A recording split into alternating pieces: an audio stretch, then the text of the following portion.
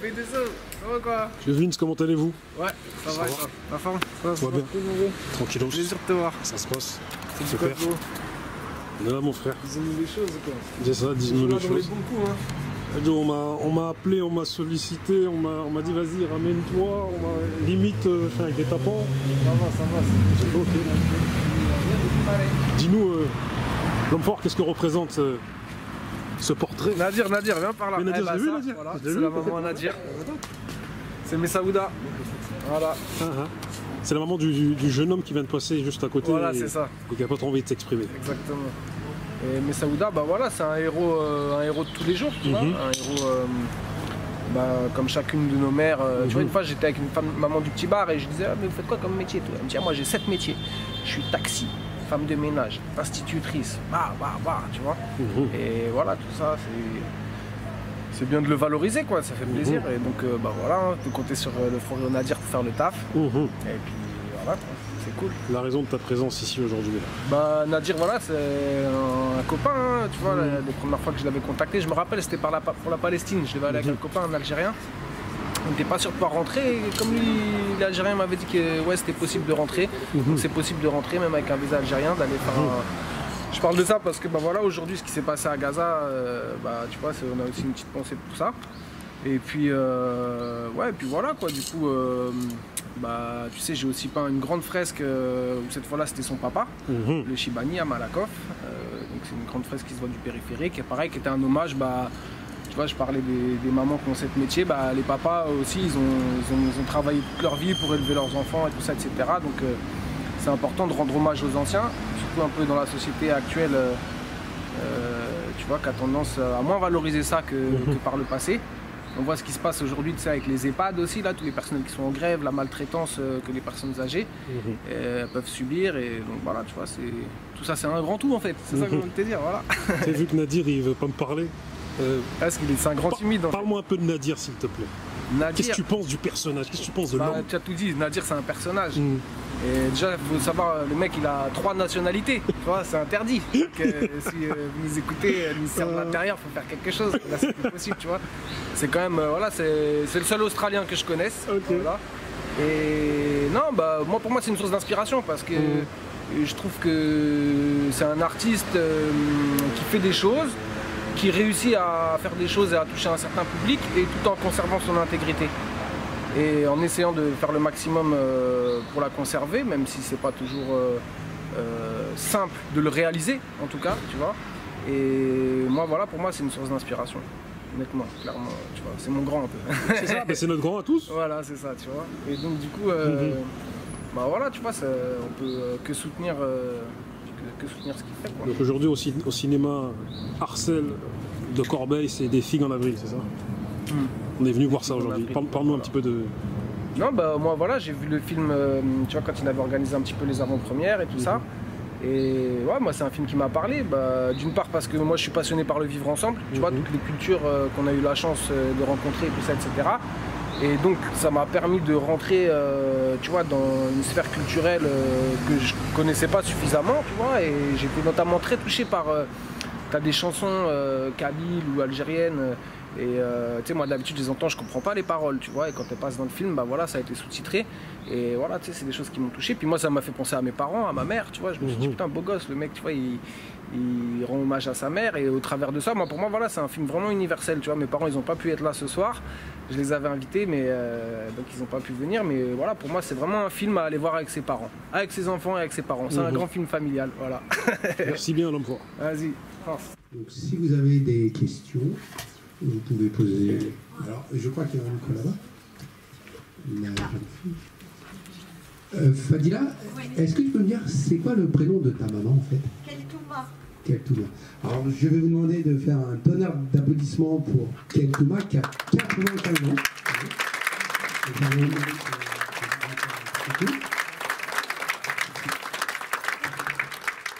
On t'écoute. Merci infiniment pour ce vraiment très très beau documentaire, Nadir, vraiment très très beau, très poétique, extrêmement poétique avec une sobriété qui m'a beaucoup touchée.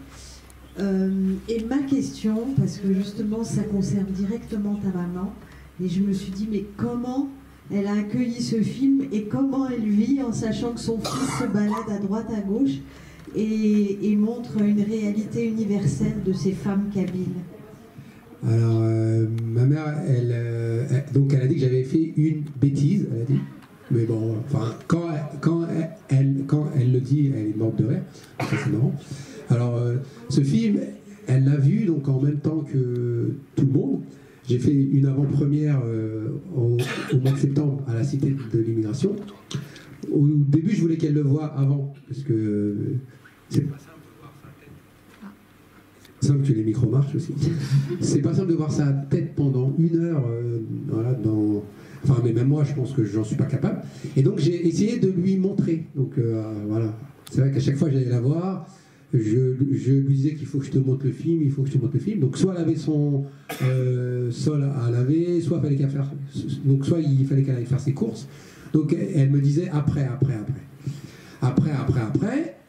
Finalement, le 12 septembre, le jour de la projection à la Cité de l'Immigration, là, je lui dis, là, il faut que tu le vois vraiment, parce que dans 5 heures, ça va être toi et tout ça. Donc, j'ai commencé à lui montrer sur mon téléphone, et là, j'ai vu que ça a commencé à la saouler. Donc, au bout de 5 minutes, elle m'a dit, j'ai d'autres choses à faire. Donc, j'ai pas pu lui montrer.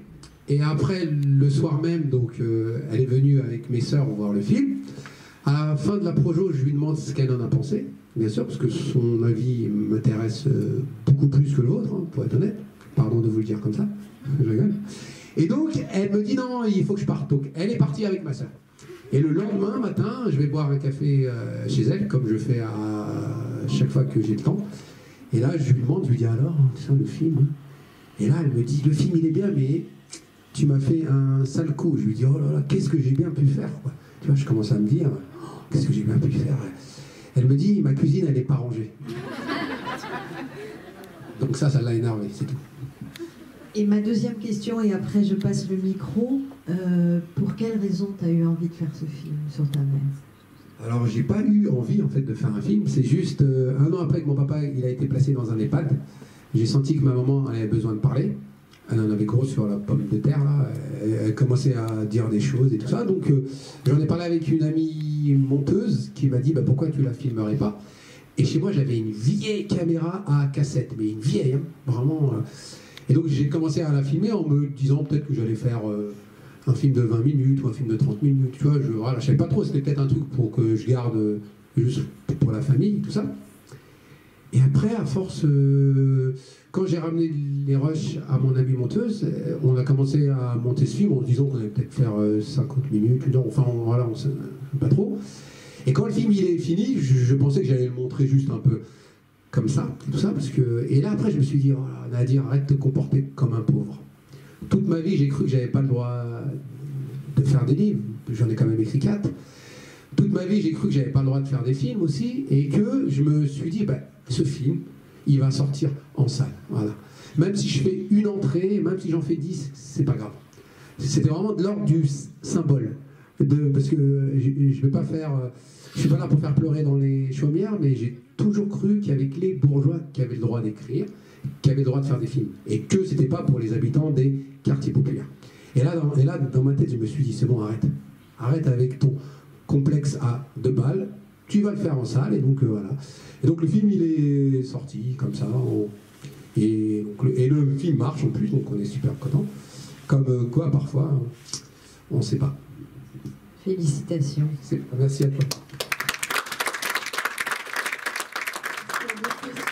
De la filmer dans son intimité et comment elle l'a perçue, parce qu'on la voit dans son lit, enfin dans des moments quand elle se coiffe, quand elle prend un petit peu soin d'elle, et du coup est-ce qu'elle a vu ce moment ou pas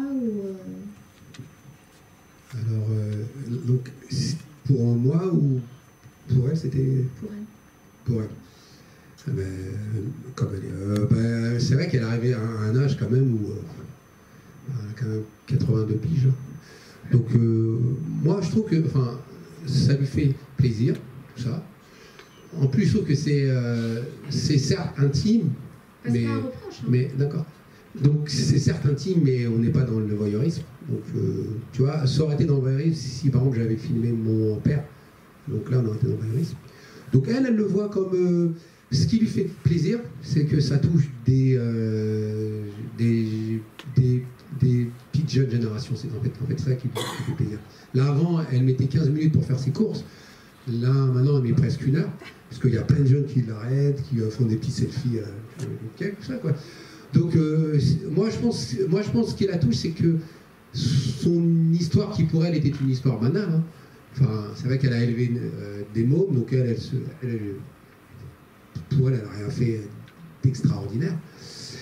D'ailleurs, dans le film, elle dit à un moment que elle travaillait à la maison et mon père, lui, travaillait dehors. Et c'est vrai qu'en France, quand on fait ça, on est des mères au foyer. Je ne sais plus, c'était il y a 5-6 ans, et il y avait eu des hommes politiques qui voulaient donner un salaire à ces mamans, tu vois, qu'elles aient des fiches de paie, tout ça, quoi. Parce que c'est un vrai boulot. Même, je trouve que c'est même plus dur d'élever 9 mômes avec un SMIC, enfin, c'était le SMIC de mon daron, que nous, ce que mon père il faisait, quoi. Donc, pour répondre à ta question, moi, donc, je pense que, comme c'est moi qui l'ai filmé, moi, non, tu vois, donc je pense qu'elle le prend, c'est bien. Et même, le fait que je sois seul en fait, avec elle quand je l'ai filmé, en fait, je ne sais pas comment répondre à ta question parce que. Enfin, voilà, donc il a fallu que je lui demande peut-être à elle si ça l'avait dérangé. Non, c'est un constat, ouais, c'est certainement pas un reproche. Hein. Attention. D'accord. Je me dis, bah voilà, comment elle a perçu elle, parce qu'elle a 80 de balais, quoi. C'est ça, quoi. Non, mais il est vrai que ma mère, on lui a. En fait, c'est vrai que. Avec notre culture, ouais. Ça m'a surprise, mais c'est pas péjoratif. Hein. D'accord. Non, mais il est vrai que c'est des gens à qui on n'a jamais demandé ce qu'elle pensait. Tu sais que moi, comme ma mère, elle allait chez le. Par exemple, on lui fait que des médocs. Ma mère, on lui a jamais demandé si enfin voilà, ma mère allait bien ou pas. Tu vois, il n'y a eu jamais le médecin qui lui a dit voilà, madame Nandoun, ça va ou ça va pas. Quoi. Tu vois, ma mère, elle aurait peut-être eu besoin d'un psy, peut-être. Et quand il y a des parents qui sont en souffrance, et ben il y a leurs mômes aussi hein, qui sont en souffrance. Tu vois, il y a un vrai truc derrière. Et donc là, le fait de parler, je pense, et le fait qu'elle raconte sa vie, ça lui a fait du bien. Et c'est vrai que c'est rare que ces gens-là, vraiment de cet âge-là et de cette génération parlent. Et c'est pour ça que elle a dit ce qu'elle pouvait dire. Hein, tu vois, donc c'est vrai qu'elle n'a pas été hyper loin dans l'analyse, mais moi je trouve que même ce qu'elle dit dans ses silences, des fois, c'est vachement plus fort. C'est sûr. Moi, je vais juste. Ça marche ? Oui. En fait, moi, j'ai juste un petit manque. C'est très égoïste, mais peut-être que vous l'auriez peut-être pris comme du voyeurisme. Vous avez utilisé le mot. Ce père dont vous avez tant parlé tout au long de ce film, on aurait aimé ne serait-ce que le voir un moment avec votre mère, même furtivement. Voilà, ça m'a manqué. Alors moi je trouve que mon père il est dans le film du début jusqu'à la fin. En fait, il est présent quand elle parle de lui, elle parle de lui tout le temps. Il est présent en photo ici, tout ça. Et c'est vrai que comme je travaille pas à iTélé ou à BFM ou à TF1, pour moi, il n'était pas du tout concevable que je le montre, quoi. C'est pas. Enfin voilà. Mais même toi, tu n'aurais jamais montré ton père malade, si. Si. Ah ben si tu. Alors on a une différence de conception de la vie alors. Ben où ça alors? Ah oui, ben ouais, non, c'est vrai. Comme en fait on n'en a pas, donc c'est vrai que là je me suis dit j'avais pas montré le daron comme ça, quoi, malade. Enfin, le daron il était. C'est bon, je prends la parole. Ouais. Bonjour tout le monde, bonjour Nadir. Salut, bonjour. Alors, moi c'est Rabia, déjà merci pour le film, on était très émus. Moi j'ai kiffé voir ta mère, tu sais, ses yeux ils parlent, son expression, ses zooms, les gros plans que tu as fait, on était dedans en fait. Moi j'étais dans la cuisine avec elle du début à la fin. Mais ma question c'est, comment tu as vécu le truc? Est-ce que ça t'a rapproché de ta mère? Est-ce que vous avez créé... Bon, c'est ta maman, il y a un lien forcément, mais comment tu l'as vécu? Tu l'as redécouverte, ta maman, à travers toutes tes vidéos? C'est une bonne question. Alors moi, ça fait quelques années que je filme ma mère, donc pour aussi répondre à ce que tu disais tout à l'heure. Voilà, c'est avec ma mère, je fais des petites vidéos d'elle de 1 minute, 1 minute 30, que je mets sur Facebook déjà depuis 4 ans, comme ça. Pas pour rigoler, parce que... Voilà. Donc c'est vrai que c'est pas simple de faire un film sur sa mère quand même, parce que mais ce qui m'a permis de le faire, c'est qu'à un moment je savais qu'on en avait besoin aussi, ce film. Donc ce film, j'ai essayé de me dire, bon, si je vais au bout de cette histoire, ça va vous parler. C'est un film qui ne m'appartient plus en plus maintenant. C'est vrai que ma mère, je suis très proche d'elle, hein, parce que déjà le fait que je sois le plus petit de la famille, ma mère, je l'ai emmenée en vacances, comme dans le début du film, je l'ai emmenée en Australie 3 semaines, elle est partie en Martinique, elle est partie au Maroc, en Tunisie, en Espagne, donc elle voyage beaucoup, donc je suis très... La chance que le micro en plus marche pas, donc c'est ça qui est bien. J'ai vraiment de la chance de vivre pas loin d'elle. Je travaille en tant que journaliste, donc j'ai vraiment le temps. Moi, je travaille de chez moi, donc j'ai tourné là-bas, donc je suis très proche. Et pour répondre à ta question, ce film, oui, alors, je vais pas dire que ça m'a permis de la redécouvrir parce que je la connais très bien, mais par contre, je me plus rends compte qu'elle était marrante. Elle était? T'as dit? Qu'elle était marrante et qu'elle avait des sacrés punchline, quoi. Elle est vachement... Et puis, elle est philosophe de ouf, quoi. Tu vois, voilà, c'est vrai que ma mère n'a pas fait d'études, tu vois, enfin, les bacs moins 40, hein. Et pourtant, comme disait le poète français Rabelais, science sans conscience n'est que ruine de l'âme, tu vois. Elle est vachement plus intelligente que toutes ces petites merdes là, de bac plus 8 là, qui ont fait des grandes écoles de commerce ou de marketing et qui connaissent rien sur la vie, quoi. Elle est... On leur avait plus la parole à ces gens. On aurait pu... C'est vrai que là, c'est un peu... Tu veux prendre celui-là, peut-être? Ouais. Attends, juste avant de lui donner, par exemple, et après je laisse la parole, tu savais que par exemple, je sais pas, ta maman elle avait un nounours pour dormir, qu'elle faisait des super belles nattes tous les soirs, tu étais dans ce sens. Alors, ah oui, d'accord. Alors, pour le nounours, j'étais pas au courant. Non, c'est vrai, j'étais pas au courant, ça m'a même surpris. Je savais qu'elle faisait beaucoup de sponge, mais je ne savais pas qu'elle mettait pas beaucoup d'huile. Donc ça a été une surprise. C'est cool. Merci. Je pense que c'est mieux là. Donc ça, et pour les nattes, je la vois aussi. Ouais. Enfin, c'est vrai que ma mère, elle est très crue avec moi. Enfin, elle est très brute. Mais il y a des choses que j'ai appris sur elle. Bonsoir. Merci pour ce film. Parce qu'effectivement, c'est vrai que tu as filmé ta maman. Et moi, j'ai envie de dire, en fait, tu as filmé nos mamans. Parce que je suis peut-être pas originaire de Kabylie, mais... Ah bon, non. Mais effectivement, c'est la même chose. C'est la même chose, c'est pas les mêmes mimiques, mais c'est le même punchline, c'est la même sincérité, c'est le vécu qui parle, c'est le naturel. Et comme tu disais tout à l'heure, c'est vrai que elles ont élevé des enfants. Elles ne parlaient pas un mot de français, etc. Elles ont eu leurs difficultés, etc. Au jour d'aujourd'hui, on les voit. Elles ont toujours du mal à maîtriser le français, mais voilà, elles ont élevé des enfants qui sont devenus quelqu'un. Et effectivement, enfin voilà, c'était son vécu à elle, mais c'est aussi le vécu de toutes nos mamans et celles qu'on n'entend pas. En fait, c'est des voix qu'on n'entend pas assez, c'est des histoires qu'on ne connaît pas assez. Et ça fait partie de notre culture, notre richesse et notre héritage à nous. Donc merci pour ce film qui va pouvoir, je pense, éveiller des consciences. Voilà. C'est gentil, merci. Mais là, tu as dit un truc qui est très très juste. Hein. C'est des femmes qui ont été invisibles toute leur vie. Ça a été en fait, moi, c'est peut-être les vraies en fait, héroïnes. Hein. C'est l'armée de l'ombre. Hein. C'est celles qui ont porté des familles à bout de bras. Tu vois, pendant que les darons allaient bosser, c'est eux qui élèvent les mômes, c'est eux qui font tout ça. Et c'est vrai qu'elles ont été vraiment, donc, de les rendre visibles.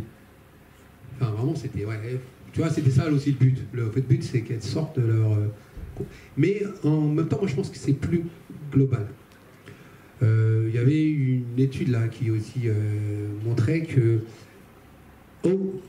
à l'écran, au cinéma, tu as seulement 6% de femmes de plus de 50 ans qui sont à l'écran. Donc déjà, en France, en règle générale, on ne monte pas les vieux. En fait, on monte moins les femmes aussi. Alors quand ils sont pauvres, enfin on les monte encore moins. Il y a énormément de films qui parlent de la vie des bourgeois, de la vie des pauvres. Tout le monde s'en tape. Tu vois, il y a en fait aussi ça. Après, quand tu parles pas la langue en plus, t'es le dernier de carrosse. Hein. Enfin, je sais pas. Est-ce que vous êtes... Je sais pas si vous avez déjà mis les pieds dans un cinéma où ça parlait kabyle, quoi, tu vois. Ah, ça parle pas kabyle. Ou tu vois, de voir des films où on parle bambara, ou voir des films où on parle kurde, corse, breton. Tu vois, ça serait bien aussi que en fait, tous ces gens qui vivent en France puissent aller voir des films où ça leur parle un peu plus. Ouais. Et puis qu'on parle des vies des pauvres aussi. Tu vois, il y a très peu de films sur les pauvres. Tu mates, hein, les films de Claude Chabrol ou de François Ozon, là, on commence à en avoir ras le d'air. Moi, la vie des riches, la vie des... Tu vois, Bourges, je commence à en avoir marre. Quoi. Tu vois, ce serait bien qu'on parle des pauvres et des prolos et des classes modestes qui, quand même, sont 80% des gens qui vivent en France aussi. Quoi. Il y a très peu de bourgeois, en fait, en France. On est aussi bien dans notre monde, Nadia. Si tu veux prendre le micro, parce que sinon, on n'entend pas. Pardon. Il y a un micro, non? Du coup, par contre, il n'y a pas dit ce qui voulait poser une question, mais moi, comme j'en gardais une, et qui a tout à voir avec ce qu'a dit Gundo, je voulais savoir si quand tu as fait le film, tu t'as pris conscience et tu t'es tout de suite rendu compte que ça allait être un peu universel, en fait. Tu vois, que ça allait toucher toutes les générations, peu importe qu'ils viennent d'Algérie, du Maroc, du Sénégal, ou d'ailleurs, cette question de l'exil, etc., si tu t'es rendu compte que c'était vraiment universel quand tu l'as filmé.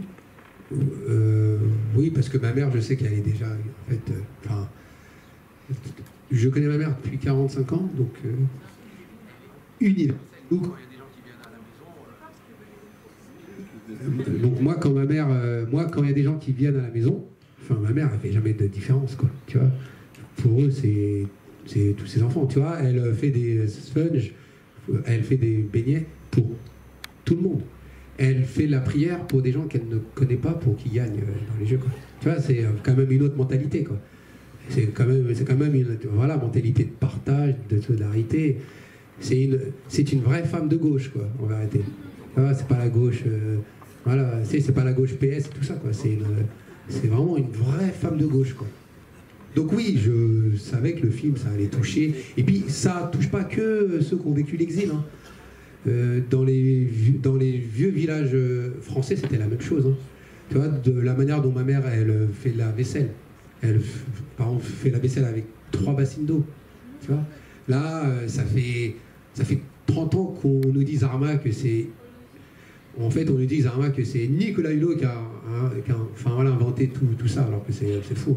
Nous, on sait que c'est nos mamans qui ont inventé l'écologie. Tu vois, comme l'eau pour elle. Et tu sais pourquoi ma mère, elle est comme ça avec l'eau? Elle est comme ça avec l'eau parce qu'elle, quand elle était petite, il fallait qu'elle aille chercher l'eau au puits. Donc elle connaît la valeur de l'eau, ma mère. Tu vois, elle sait au moins ce que c'est. Ça peut pas comme nous. Nous, on allume le... Enfin, tu vois, mais même moi, hein, on allume le bidule et on laisse couler, quoi. Enfin, mais même là, maintenant, quand ma mère, elle sort de la maison, elle éteint tout. Tu vois, c'est des réflexes qu'elle a. Bonsoir, Badis. Déjà, merci pour ce film, parce que comme ça a été dit, je partage totalement, parce qu'on m'a un peu volé ma question juste avant, mais je partageais mais totalement ça. Vraiment, moi j'ai l'impression de voir ma mère, j'ai l'impression, quand vous parlez de votre père, j'entends l'histoire du mien. Et aujourd'hui, mon père aussi est un âge assez avancé, il a 84 ans.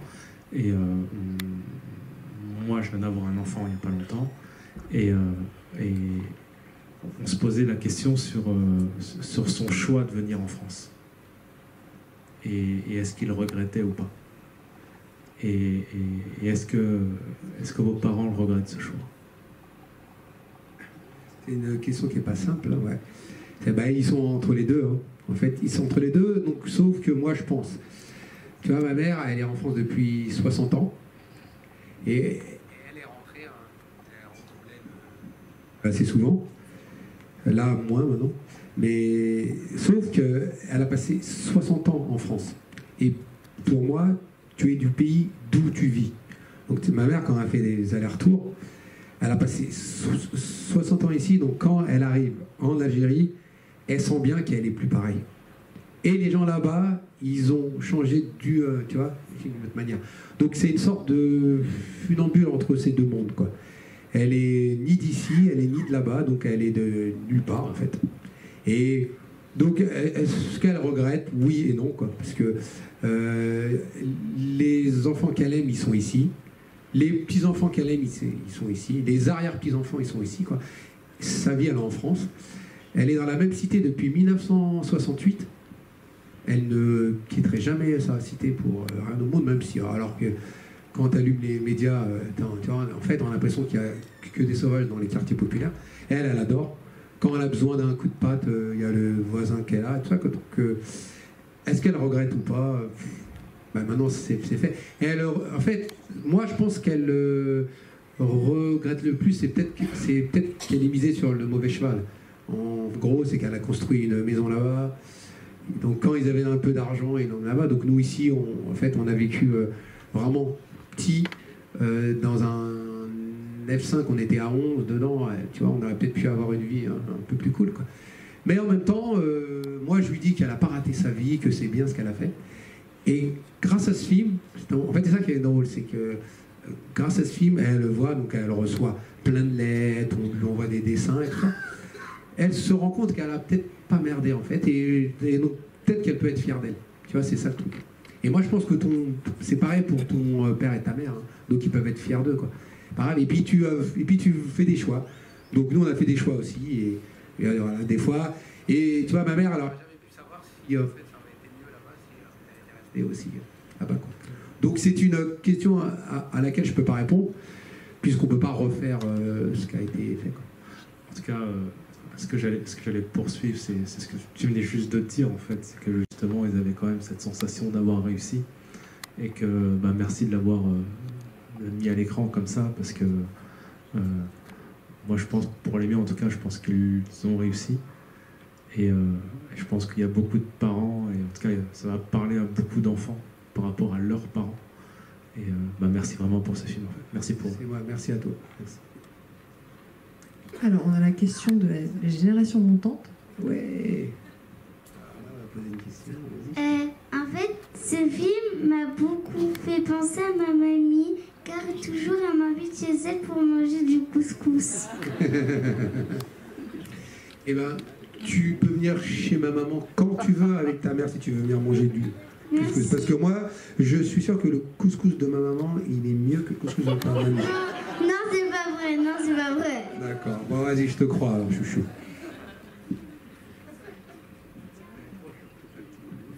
Alors là, il y avait le couscous, et là maintenant c'est le Coca-Cola, non? J'ai beaucoup aimé, et ça me fait penser beaucoup à la mère de ma mamie. Donc c'est ton arrière-grand-mère, waouh! Et elle a quel âge? Je sais pas. Bon, on demandera à ta maman après. Elle a 89 ans. Ah, super. Merci.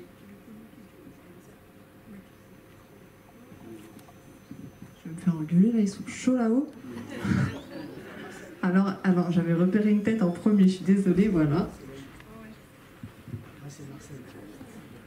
Oui, salam alaikum Nadir.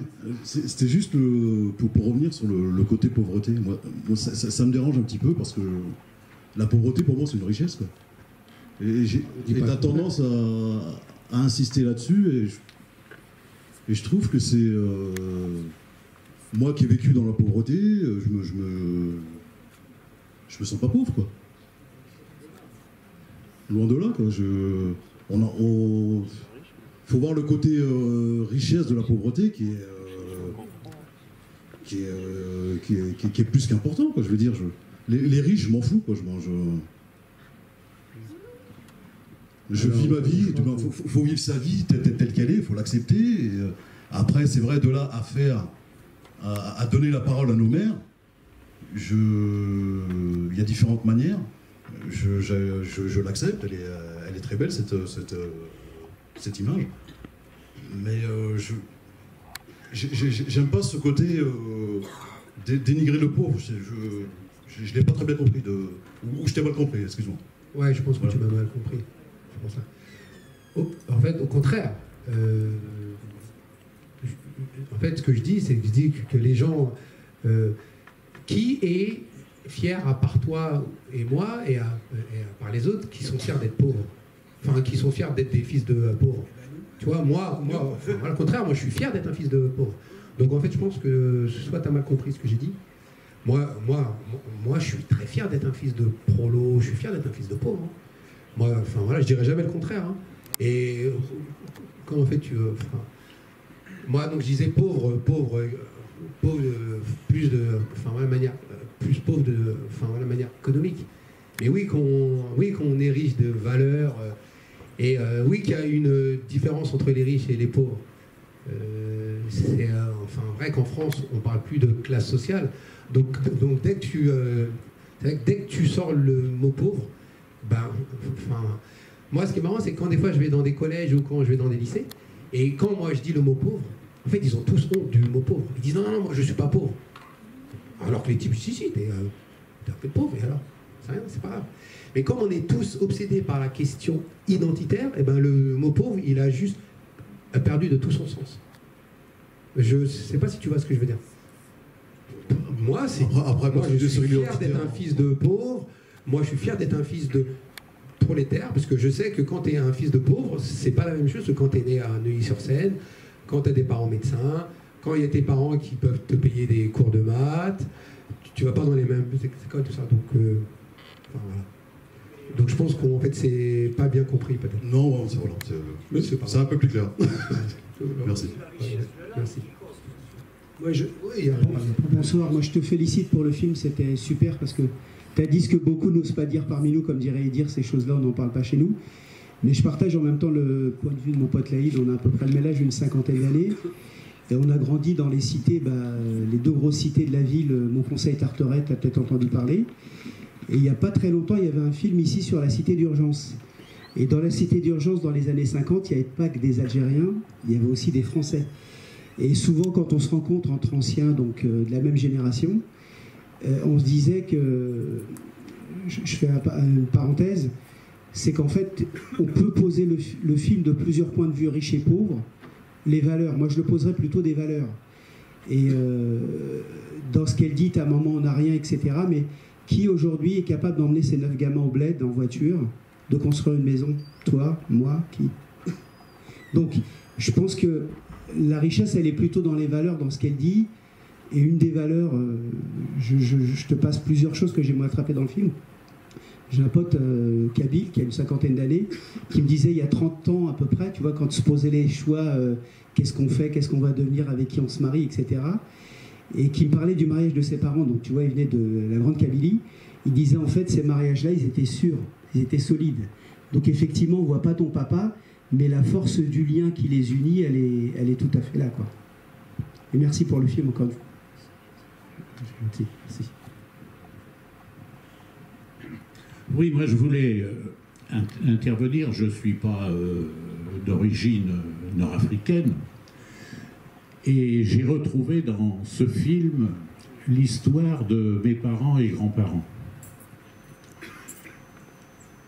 J'ai retrouvé, le mot pauvreté est choquant peut-être, mais hélas il existe, et donc ce qui existe n'est pas forcément choquant, à mon avis, mais j'ai retrouvé ça. Et ce que j'ai apprécié dans le film aussi, c'est la discrétion, la gentillesse et la douceur de cette personne. Elle a vécu les événements d'Algérie. Elle n'en parle pas. Pour elle, c'est pas sa vie. Sa vie, c'est ce qu'elle a fait en France. Moi aussi, j'ai vécu les événements d'Algérie, mais je suis pas de l'autre côté de la barrière. J'étais pas volontaire, loin de là, mais j'ai vécu cette période-là. Et j'ai trouvé bien qu'on n'aborde pas ce sujet.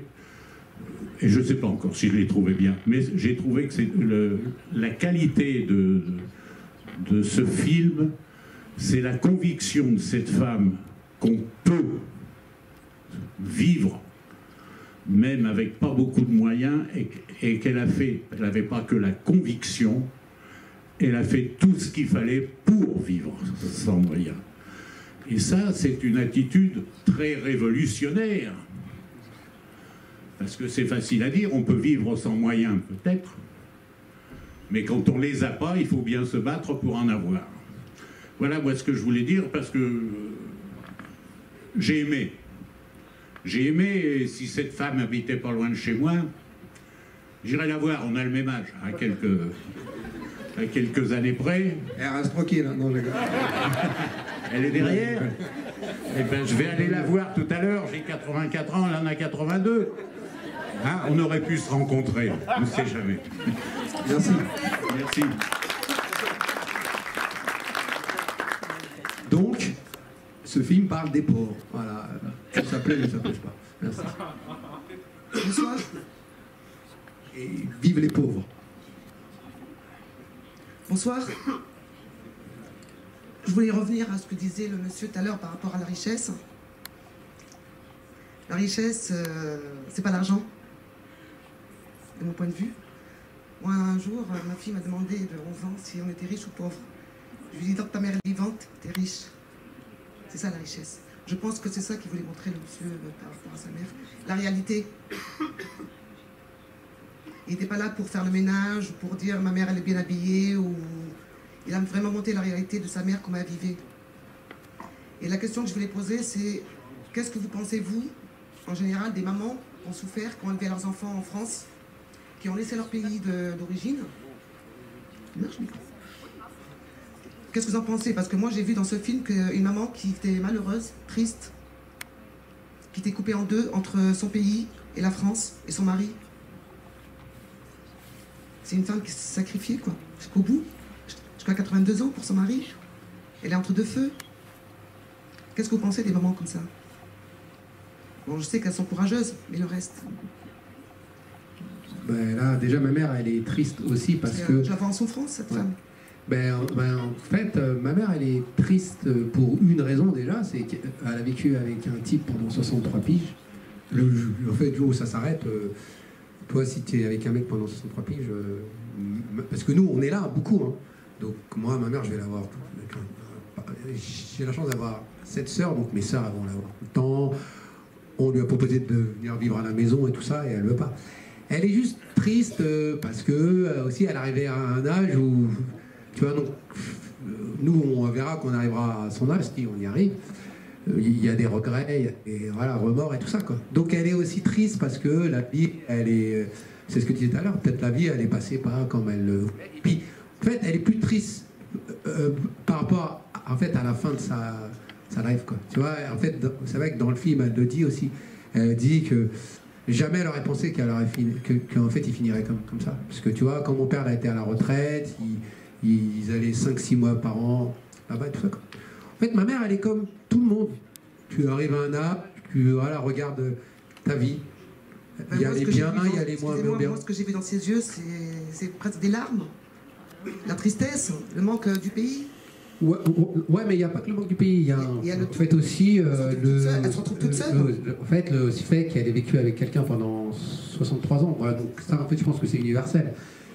Que tu sois avec une nana pendant 60 ans, tu sois avec un mec pendant 60 ans, c'est ton compagnon, quoi. Et le jour où c'est fini, tu vois, donc elle est triste pour plein de raisons, mais en même temps, moi, dans ce film, j'ai vu aussi beaucoup de joie.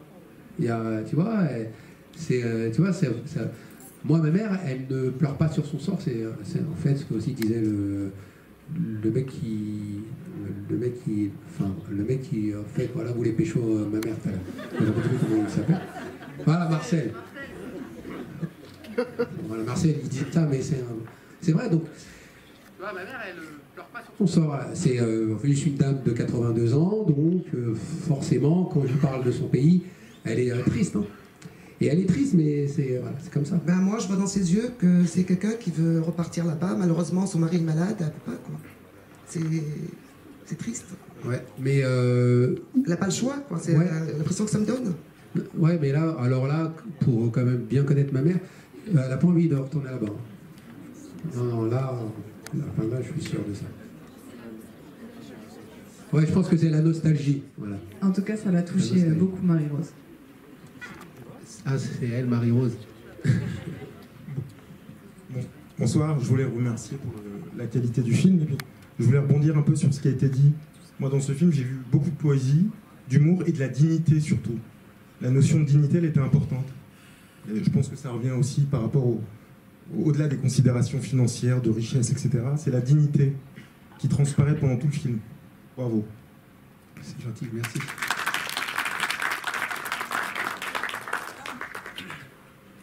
Michel, t'es le prochain, je donne juste le micro à Sophia, je te jure, je te ramène le micro. Déjà, merci aussi pour ce film qui a mis en lumière justement nos mères. Il y avait beaucoup de choses qui étaient faites sur les pères, mais très peu sur les mères. Du coup, ça rend quand même hommage. La question que je voulais te poser, c'est, du coup, dans le film, on voit souvent la télévision, qu'elle soit allumée ou éteinte. Et je pense qu'il y a une symbolique que tu as voulu montrer derrière. Et quelle est-elle, en fait ? Ben, c'est son compagnon, déjà, comme plein de... Bon, je sais que les gens n'aiment pas le mot pauvre, mais les pauvres matent la télé, parce que les pauvres vont pas au cinéma, parce que les pauvres vont pas au bowling. Donc le soir, les pauvres, ils matent la télé. Les riches, ils vont au théâtre, ils vont au musée, ils vont à Londres en week-end.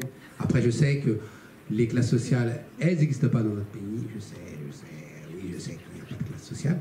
Mais oui, donc le truc de la télé, comme tu le dis, chez ma mère, c'est hyper important. Ça, plus la radio aussi. Elle aime bien la radio. Et elle adore Slimane Azem. Donc je ne sais pas s'il y a des gens qui le connaissent ou pas ici. On parle souvent d'Idir, mais il y en a eu un avant lui quand même. Slimane Azem, ça a été le premier chanteur kabyle. Il a accompagné des familles entières. Il a quand même... c'est un type qui a permis à des familles entières d'aller mieux, quoi. Ça a été, et lui, c'était un vrai prolo en plus. C'était un mec qui travaillait dans les mines. Un mec qui a vécu à Longwy, en plus, dans l'est de la France. Là. Et lui, c'était un vrai prolo, quoi. Et lui, il a des textes qui sont d'un niveau abyssal, quoi.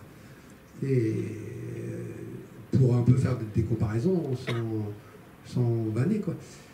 Mais il dit, ça serait plutôt Johnny Hallyday. Et puis, lui, Slimane Azem, c'est plus du Brassens ou du Brel, quoi.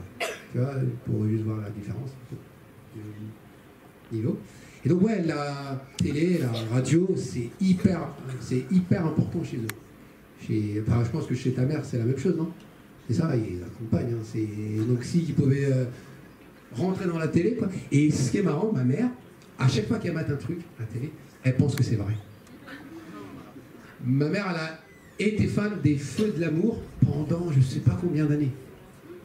Et elle pensait que l'autre, Victor Newman, là, donc elle me disait, ouais, quand même, Victor Newman, il est grave, il a plein de meufs. Et elle me disait qu'il a plein de meufs parce qu'il est riche. Parce que quand tu as de la thune, tu peux mieux pécho. Et tu vois, c'est vrai qu'elle a raison en plus. C'est vrai que les riches, ils sont quand même plus pervers que les pauvres, les riches. Là, on le voit bien avec Balance ton porc, qui sont les vrais pervers? Je ferme la parenthèse. Et donc, ma mère, elle est persuadée que c'est vrai. Tout ce qui sort de la télé, c'est vrai pour elle. C'est vrai, hein. Tu vois, elle voit plein de trucs et elle pense que c'est vrai. Ça, je sais pas pourquoi, par contre. En tout cas, merci de ta question. Qu'on m'avait jamais posée, tu vois. Donc, ça prouve que tu as un œil aiguisé. C'est bien. Bonsoir Nadir. Michel, je suis là. Ah, Michel, ça va. Voilà. Ça va? Ça va, merci. J'avais une remarque et une question. Je commence par la remarque. C'est marrant parce qu'on a l'impression d'être dans un huis clos, d'être donc dans la cuisine enfermé avec elle, enfermé, le terme est galvaudé d'ailleurs, avec elle dans la cuisine,